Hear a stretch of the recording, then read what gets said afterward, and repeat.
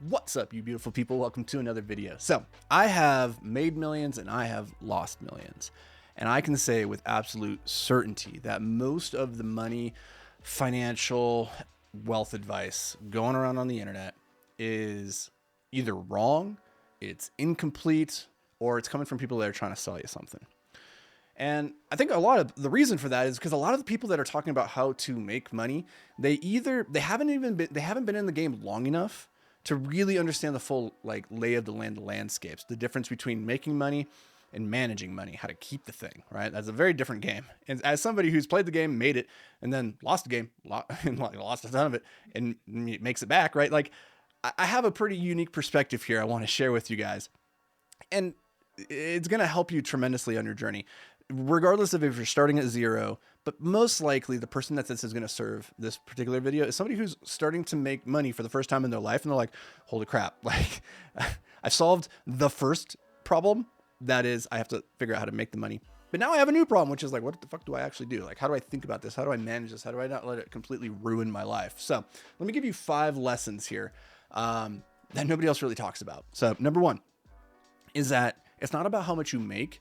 It's about how much you keep. Now, listen, like, I know that's cliche. Actually, everybody talks about that. Like, that's not new. That's not interesting. But the way most people talk about that is through the lens of tax planning. Like, okay, if you make $1 million, but you're spending $500,000 a year in taxes, like, that's your biggest bill. You should, go and focus on bringing down your tax bill so that you can save more, right? So that's number 1. The second way people talk about this is through the lens of lifestyle creep. Again, like, you make $1 million in a year, but if you're spending $990,000 a year on your supercars, on your smart house, then at the end of the year, like, you've spent exactly as much as you made, and so you're effectively broke still, right? You're living paycheck to paycheck. That's also not what I'm talking about. What I'm talking about here is it's not about what you make, it's about what you keep. And I want to put into your mind the idea of estate planning, which I get it. This is like super not sexy. Like, wait a minute, Anthony, what the hell? I wanted to talk about how to make a lot of money. Now you're talking to me about lawyers and estate planning and all that stuff. Like, listen, as you start to make money, you have to have better structures in place for protecting. You should only ever have to get rich once if you do it right. Now, I'm going to tell you that I did it both right and wrong in some ways. I lost a lot of money when I filed bankruptcy last year, when I had a business completely implode and I exposed myself to far too much risk, right? Like, I've talked about that in other videos. But I did some things right over a decade ago when I set up my estate in such a way that all my different assets, my different entities were protected. And so while on the one side I lost a lot of personal wealth, all the assets and everything that I had accumulated, more or less protected, more or less still there. So, like, you have to start thinking right now through the lens of developing your financial fortress, the thing that can withstand the vicissitudes of fate, of turning market cycles, of partner betrayal, whatever. Like, it's not about what you make, it's about what you keep. You should only have to get rich once. Do what you can to protect the dragon's egg. I don't know if you have a dragon's egg, but we're going to use that analogy. Anyway, okay, let's go to lesson number 2. Passive income is almost always a lie. And scratch that. It is absolutely always a lie. Now, again, that might not sound like the craziest idea. You probably already, whenever you see somebody talking about like passive income and all that stuff, you probably already roll your eyes at that. But here's the frame that you really need to understand is that all money that you can make is active in some way. The only question is to what degree is it active? And so instead of this framing of passive or active income or revenue, like, that's not helpful. A better way to think about this is the idea of leveraged income. How leveraged is your income relative to the energy, to the time? Like, you have to have put in some relative amount of energy to get an output. It just doesn't just spontaneously appear, right? And so the question is, does your work, does it have high leverage? Does it scale and compound over time? For instance, a very high leveraged income would be to build a business, right? A business with teams and systems and processes in place. You can keep pouring money into it. It can keep expanding over time. Low leveraged income is trading your time for a W-2 paycheck. You work your 40 hours, you get your salary. It's not going to be any more than that if you put in 60 hours, right? Like, you can't meaningfully increase your earning potential and win the money game through that lens. But the business definitely can. Another form of leveraged income that people like to talk about is real estate. Like, real estate, people like to pass off as being passive. But it's not like you just go buy a building and then you collect a paycheck every single month. You have to put in the time to learn about real estate. You have to put in the time finding the deals. You have to put in the time closing the deals. You have to put the capital up to acquire the things. There's all these things that you had to exchange time and energy at some point in your life to even get to. Now, from that point forward, the amount of energy that it might require is very potentially little. It could be a potentially a lot too. Like real estate can go sideways really quickly and could be a really huge cost burden. But the question to always be asking is like, how leveraged is my income? Is it correlated 1-to-1 to how much time and energy I'm putting in? Or is it I put in 1 unit over here and now it has the capacity to bring in 100? I'm a big fan of index funds on the S&P 500, right?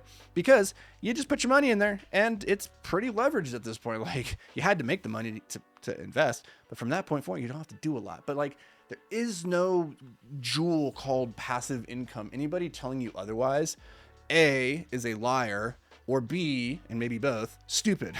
Like they could be just a stupid liar, right? Like it's just, it doesn't exist. So stop looking for it. Number 3 is there is no such thing as risk-free money. Everything that you do has a potential upside and a potential downside. The thing that will more often than not set you up for success in the game of money, in the game of finance, is to take asymmetric bets. Now, what I mean when I say an asymmetric bet is, Nassim Taleb would talk about this in his books, fantastic series called The Incerto. He talks about this through the lens of the barbell investment strategy, where you have capped downside, but potentially unlimited upside. That would be the example of, I'm going to put, say, $20,000 into an angel investment, into a seed round in a tech startup, right?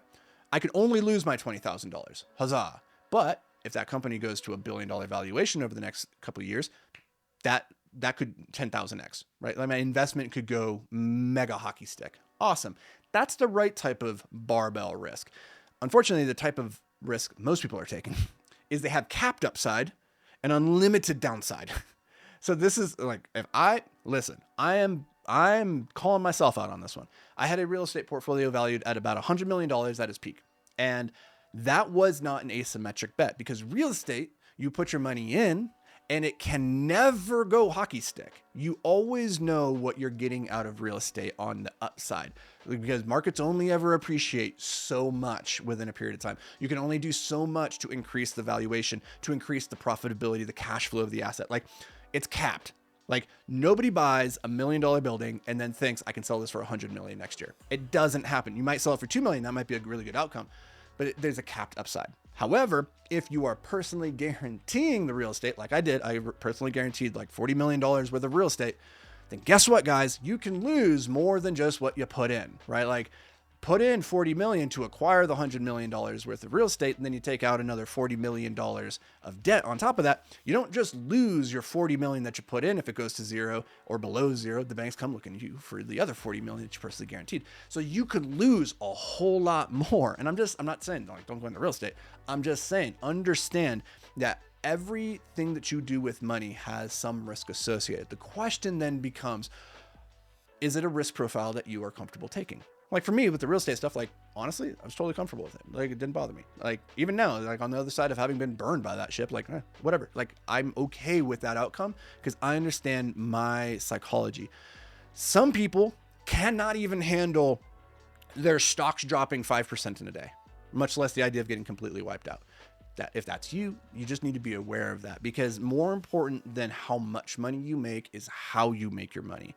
If you make $100 million, but god damn, it cost you your health, your relationships, sleepless nights, you lost all your hair, now you're fat and out of shape, and your liver is crap because you've been drinking yourself to sleep every night, it's not worth it.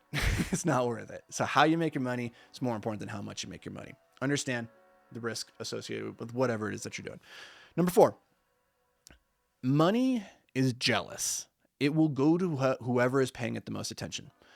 This is really important for you to understand on the beginning of your journey. In the beginning of my journey, I was like the kid at the club who I was like the dorky kid, showed up and he's like, man, these women are way out of my league. And so wouldn't even go up and talk to him, pretended like he didn't even care. I was like, I don't even care about them. I'm just going to sit at the bar and drink by myself. Right. And I pretended I didn't care. I didn't care about the beautiful women at the bar. But I did care about the beautiful women at the bar. I was just pretending like I didn't. But guess what? By pretending I didn't, they never came to talk to me. I never got that beautiful girl at the bar, right? So the same analogy goes with money. Most people will, because they think money is this unattainable thing, will just say, well, I'm not going to play that game. I don't want to play that game. I'm just going to go drink alone at the bar and play a different game, whatever. You can't win and make money until you acknowledge that money is jealous and that it will go to whoever pays it the most attention. And so you have to get out of your way and realize, you know what? Money doesn't solve all your problems, but it does solve all your money problems. And it is actually quite valuable. It's quite helpful. People who say money can't buy your happiness, like, listen, like I have been poor and I have had money. And I have been generally happier with money than without money, especially when there's health things, especially when there's like crises. Money is a great thing. I'm saying this to my younger self, who was like trying to convince himself that he was above playing such petty, stupid games as like the money thing. But you won't win the money game unless you treat it like the jealous thing that it is. But listen, at a certain point, if you've done it right and you were jealous about your money and you paid it all the attention, you're gonna get the girl. You're gonna get it. But then you have to transition to lesson number 5. And this is the most important lesson. And for a certain demographic of people listening to this right now, you'll know if you're there. You have to know when to leave the table. You have to know when to be done with this game. Because the money game is infinite. You can just keep making more.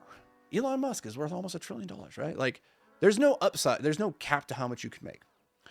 And when you've been playing the money game long enough, when you've been jealous and you've been paying attention to it, it can become the only thing you know how to focus on. And it can become the only way you know how to judge and value your worth in the world. And so you just get into the cycle of a little bit more. I just need a little bit more. I need to keep doing it because it feels good. It reasserts your identity as being somebody who can make money.